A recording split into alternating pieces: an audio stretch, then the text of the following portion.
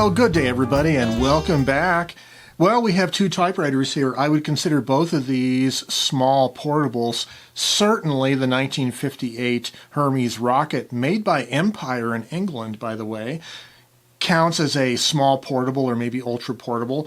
But the 1922 Remington Portable on your left, oh, we should do this, I also think classifies as a small portable. I think both of these machines are highly portable, although the Remington weighs maybe 2.5 more pounds than the Hermes. But I acquired both of these recently, but I think we should do a comparison between the 1920s version of a small portable typewriter and the 1950s version of a small portable typewriter. Stay tuned. Well, they're both portable typewriters, and that means you're going to want to carry them someplace. And so on the Rocket, you fold down the carriage return lever, and you just sort of have to eyeball centering the knobs on the body. And then the body shell kind of fits over from the back of the machine, clips in place with two spring-loaded clips. A handle deploys, and it's quite portable. Indeed, one of the most portable and convenient typewriters ever.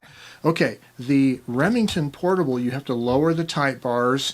There is a way to lock the carriage, which we will show you in more detail in a few moments, like that. And then there's two metal clips on the case. They have to fit underneath the metal clips on the base of the typewriter. And then there is a latch mechanism, which, because of the age of this typewriter, you have to sort of make sure it clips into place. There it is. It has a nice handle. Both of them have handles, in fact, and they are both carryable or luggable.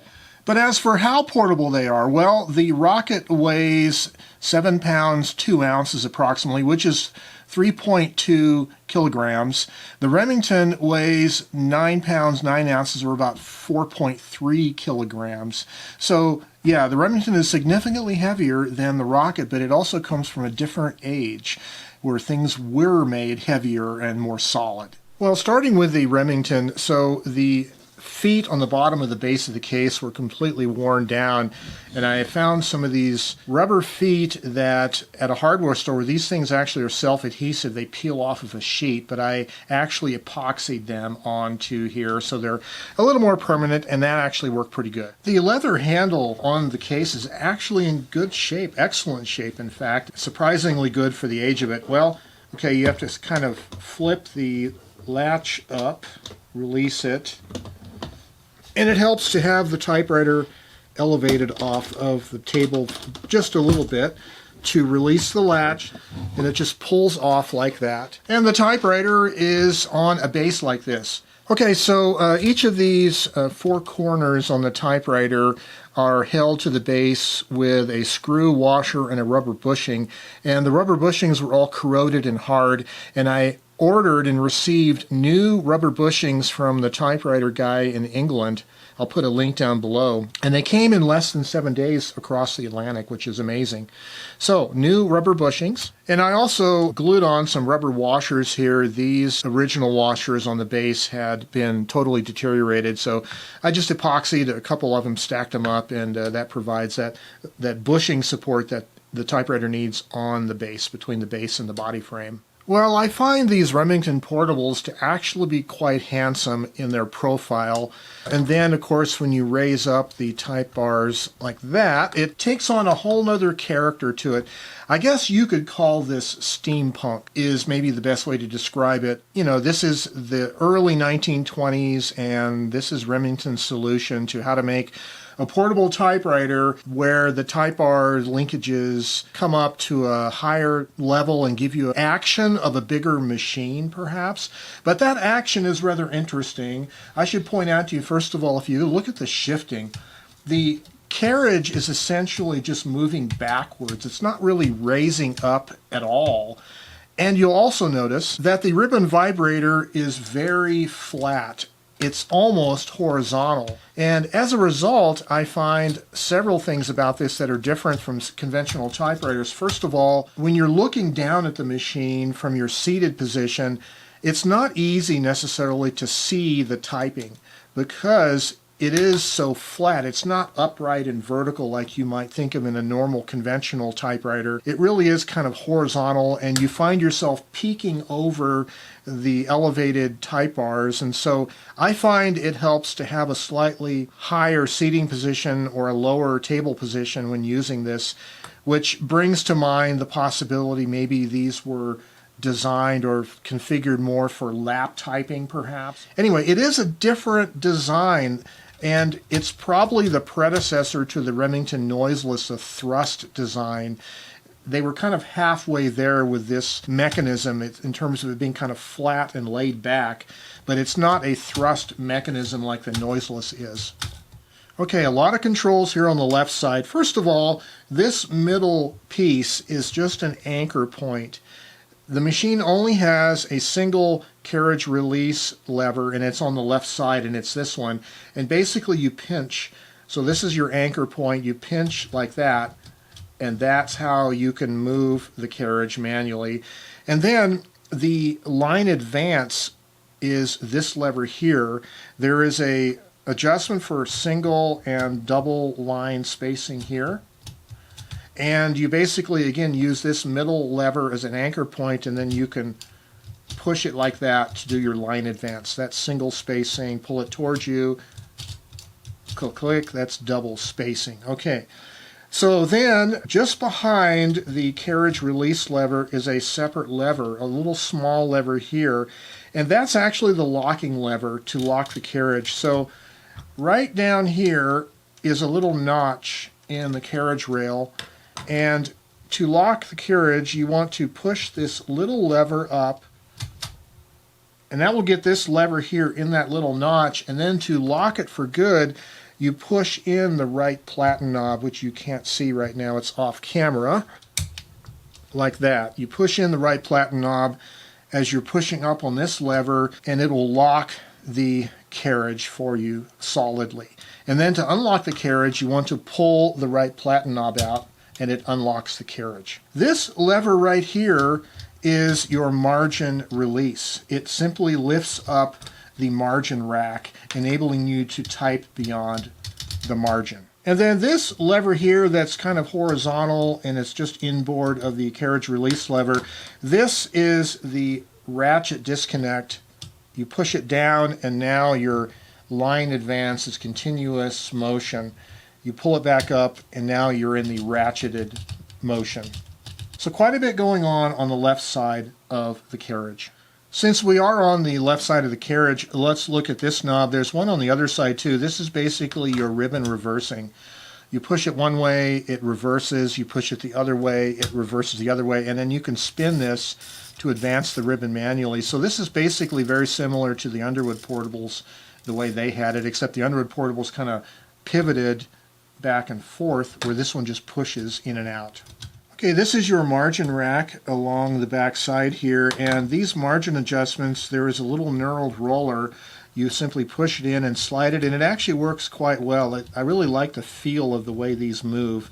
But you do have to make sure that when you do set it, the little ratchet part does fit firmly into the teeth of the rack, so you know you're actually on a printing position and not in between the printing positions. And then there is a bell, and it's nice and bright sounding. I will draw your attention to the rear feed rollers. There are 4 of them, and they're in sets of 2.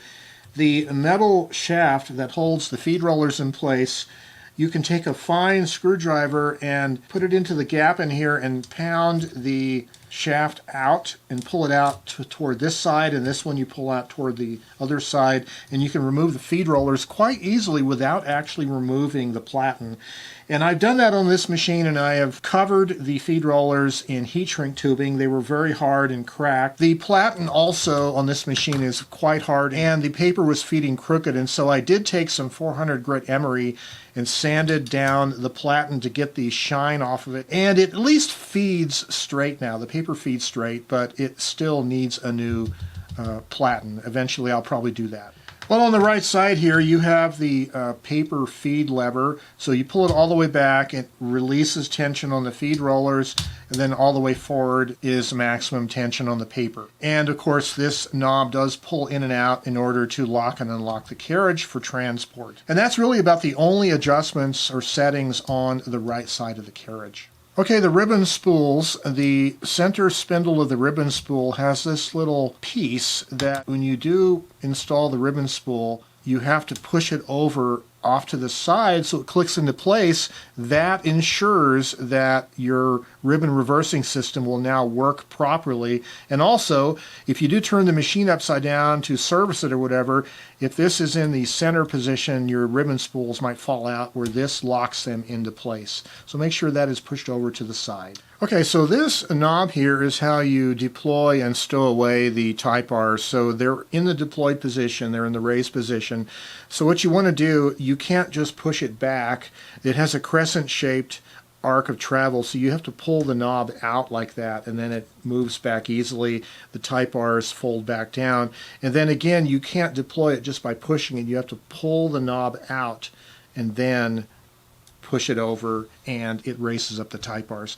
Quite a nifty little invention, I would say, and it's one of the more notable aspects of this line of Remington Portables. On the right side of the keyboard is your ribbon bichrome setting. Towards you is black, or the top half of the ribbon, and away from you is the red half, or the bottom half of the ribbon. And this one was missing the red dot, so I just used a red Sharpie marker. Quick and dirty fix, but that's it. It's a nice typewriter, and I really do like the way that the rings, as is typical of all typewriters of this era that had metal round keys, I like the way the rims kind of nestle your fingertips. You can kind of easily tell where the keys are. It's just a neat little thing. I like that feel of it. And in any event, it's a very handsome looking typewriter that gives these machines that typical early 20th century look. So the backspace is in the upper right corner of the keyboard. This particular keyboard has a 3/4 fraction above the hyphen, and then a 1/4, 1/2, which is typical of American typewriters. And then there is the @ and the cent symbol. I find the cent symbol these days to be rather useless. Hardly anyone ever uses it anymore. I'm actually starting to use the cent symbol as a typographical mark for other purposes, which is kind of fun. The right-hand shift key here. And as is typical on machines of this age, it does not have a number 1 key. There's the number 2 there, and the shift and shift lock keys down here on the left. So when you do the shift lock, you can only release it with the left-hand shift key. The right-hand shift key is independent of the left one. So here's a good view of the typing action and how the vibrator moves almost horizontally rather than vertically, and again the shifting is the same way. It's very close to being horizontal. So I was doing some test typing earlier on this piece of paper.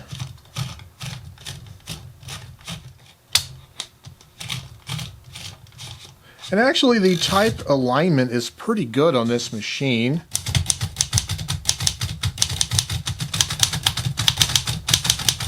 Well, okay, so I'm done using the typewriter. I'm going to fold it back down and put it in its case. So I want to pull that and flip it back down. Then I want to center and lock the carriage. So this little lever here, we're going to push it up, slide to the left, and then push the right platen knob in like that, and that centers and locks the carriage.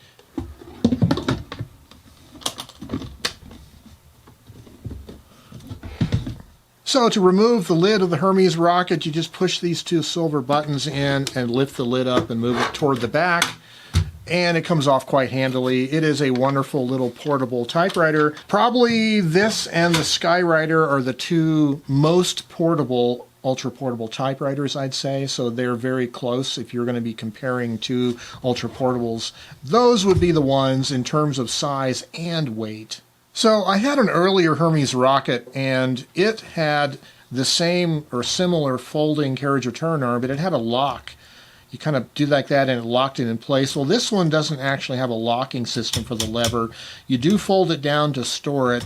but it doesn't lock in place like that. The other one, the 1953 version, the line spacing lever, you push it all the way toward the rear and it would lock the lever in place. This later version doesn't do that. But it still has the infinite variable, which is on the knob itself, and you have to loosen it like clockwise to get to the line spacing variable, and then you tighten it counterclockwise to lock the line spacing in place.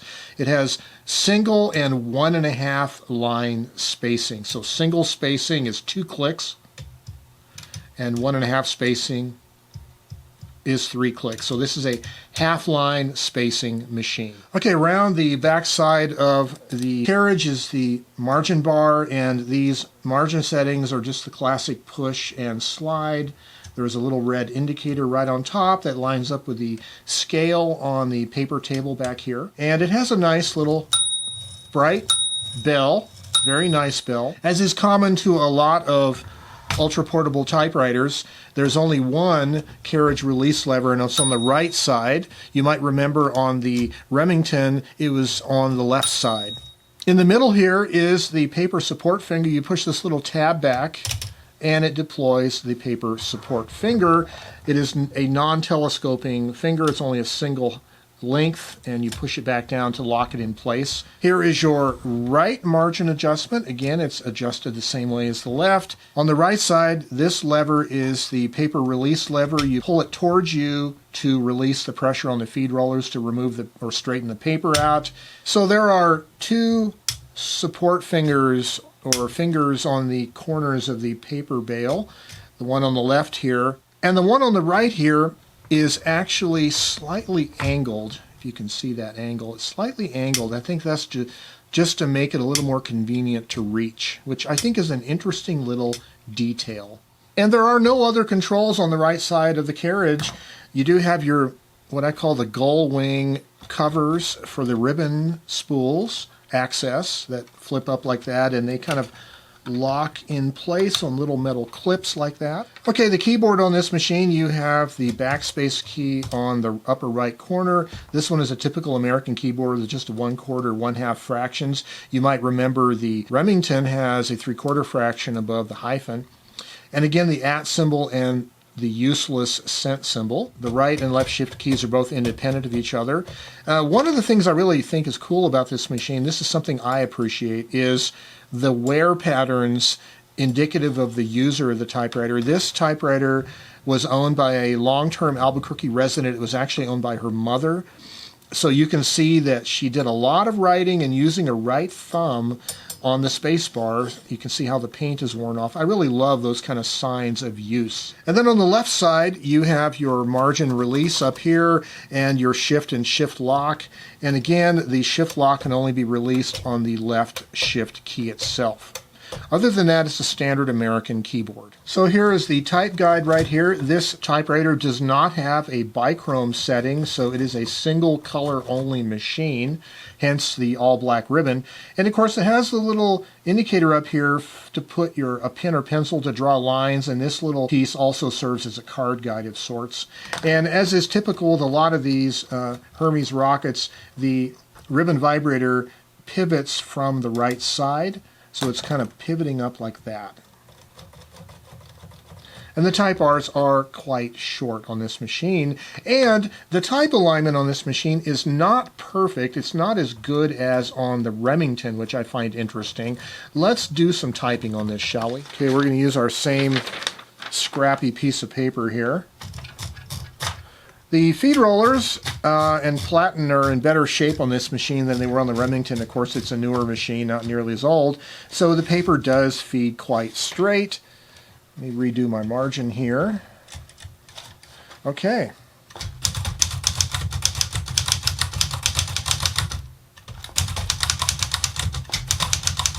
Yeah, I really think it's a quite brisk typer. I can type pretty quick on it, probably quicker than on the Remington, but the type alignment on this machine is not quite as good as on the Remington. I especially had to do a little bit of adjustments to the E type bar, and some of the other letters are not quite level or even either, so there's still some more work to be done to it, but for a simple ultra portable typewriter for doing quick writing out in the field, it certainly serves the purpose well. So in contrast to the Remington Portable, which shifts essentially horizontally or very close to it, these Hermes Rockets and some of the other ultra portables like them have this pivoting action. Instead of lifting the entire weight of the carriage, you're just pivoting the front of the carriage up, and it's rotating on a pivot point in the back. I kind of like these compromises in the styling and the design of it, because it means you're not lifting as heavy of a weight on the carriage, and so it feels a lot more like a segment shift in terms of how light it is, which really is a pretty good compromise, I think.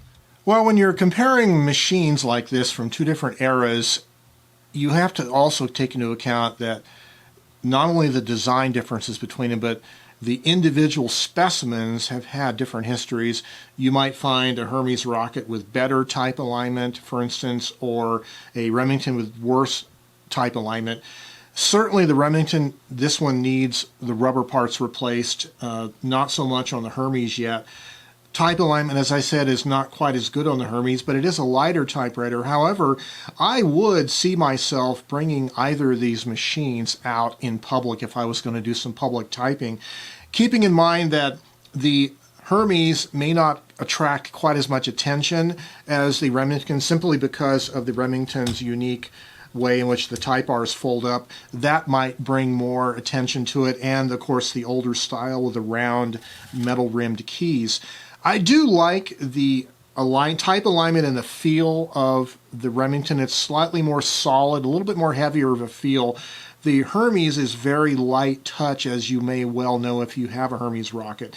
It's hard to pick one of these and say they're better than the other. They're really just different. They're from two different eras. Either one of these would serve you well as a small portable typewriter, this being lighter than that. So I can't really say one is better than the other, but either of them would be fun to have in your collection. You might be doing a little bit more servicing on this one in terms of the rubber parts needing replacement, but again, as I showed you earlier, feed rollers are pretty easy to remove. That being said, this is a fun comparison between two recent additions to my collection. Both of these came from local people here in Albuquerque, and it's really fun getting new typewriters like this, new ultra portables to compare one against the other. And of course, this is all about creativity, and as always, I hope you stay creative and have yourselves a great day. Bye-bye for now.